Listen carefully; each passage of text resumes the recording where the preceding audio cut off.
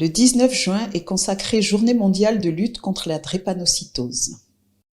En prélude à cette journée, le ministère de la Santé et la Fondation Claudine Talon ont organisé une conférence sur les perspectives de la prise en charge de cette maladie au Bénin. La drépanocytose est une maladie sanguine génétique qui touche les personnes qui ont une origine noire ou africaine. Elle est héréditaire et cible principalement les globules rouges. Notre continent paie le plus lourd fardeau à cette maladie redoutable, car plus de 90% des cas recensés dans le monde se retrouvent en Afrique subsaharienne, qui enregistre chaque année plus de 200 000 décès liés à cette affection. Au Bénin, la drépanocytose affecte près de tiers de notre population, n'épargne aucune famille et constitue un véritable défi pour notre système de santé. La qualité de vie des personnes drépanocytaires est fortement impactée notamment par des douleurs atroces, des anémies et des infections. À cela s'ajoutent de lourdes répercussions familiales et sociales.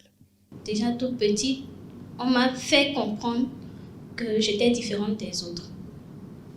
Que ce soit avec les professeurs ou que ce soit avec les camarades.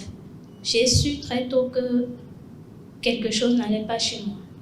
Je ne me sentais pas acceptée par les autres enfants et il y avait beaucoup de choses que je ne pouvais pas faire.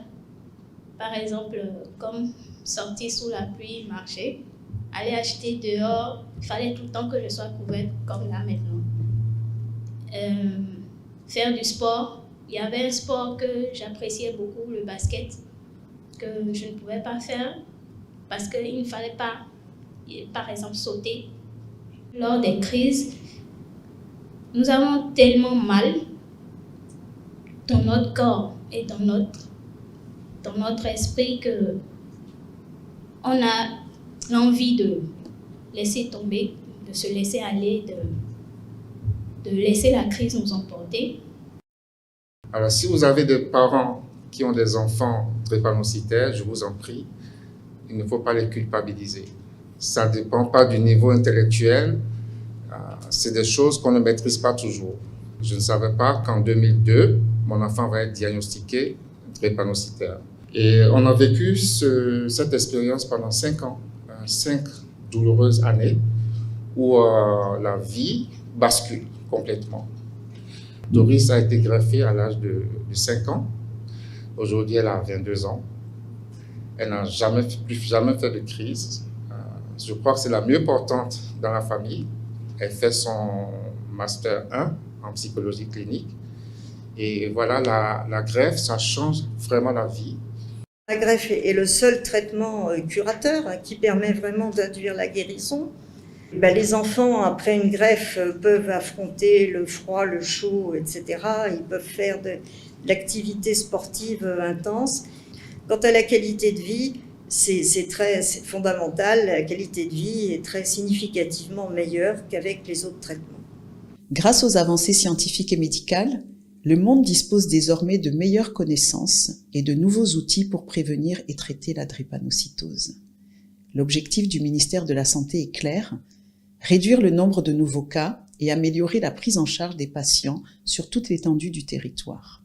Fidèle à ses valeurs, la Fondation Claudine Talon s'est déjà positionnée pour accompagner cette vision du gouvernement dans la lutte contre la drépanocytose au Bénin à travers le projet de construction et d'équipement d'un véritable centre national intégré de prise en charge de la drépanocytose.